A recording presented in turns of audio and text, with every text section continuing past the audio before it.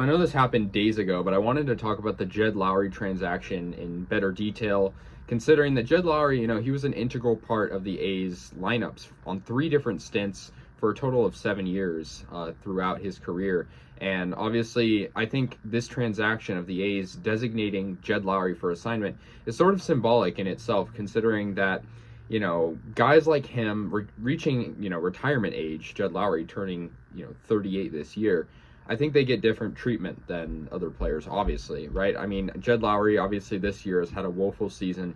He's batting 180 at the plate, and it sort of reminds me of like other transactions I've seen around the league, such as the Brett Phillips designated for assignment that the Tampa Bay Rays did. It's a guy that's been part of great teams, but at the end of the day, it's a business, and if he's not performing, he's going to get DFA'd. And that's what happened to Jed Lowrie. He obviously returned from the injured list August 2nd and has had a pretty horrible 2 for 16 showing. So I just think, the thing with Lowrie is I want to just say he was one of my favorite A's players ever. He was one of the most reliable hitters on the team. And, he was sort of just a scrappy player. He got good hits. He wasn't the biggest home run hitter, but he was always a guy that you could count on getting a base hit or an extra base hit. So I was really, kind of, sad to see him go. And obviously I said he was on the A's for 3 different stints. He was on 2013 and 2014 A's. Then he left, went to Houston. 2016, 17, 18, he was part of the A's, and he was part of that 2018 playoff team.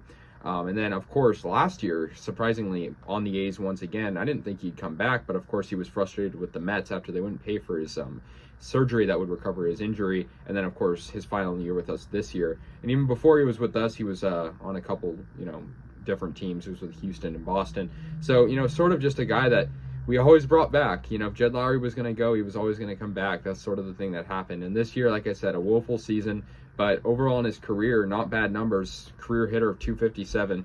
And I mean, I think it's just sort of sad for A's fans. And I think, he probably might get I think it's possible he'll get another chance on a different team, but at the same time, I don't think other teams are really in the market for a guy like him that's reaching retirement age. And for that reason, I think, you look at A's players this year that haven't done good. Maybe Christian Pache, for example. Christian Pache hit around the same numbers as Jed Lowrie, but of course he's not getting DFA'd. It's because of his age. I think the A's are sort of seeing these guys on our team right now that aren't really showing out. I think obviously Stephen Vogt is one of those. I think Jed Lowrie, maybe Stephen Piscotty, guys that are reaching those older ages, and I think the A's see guys in their minor league system that can, replace them.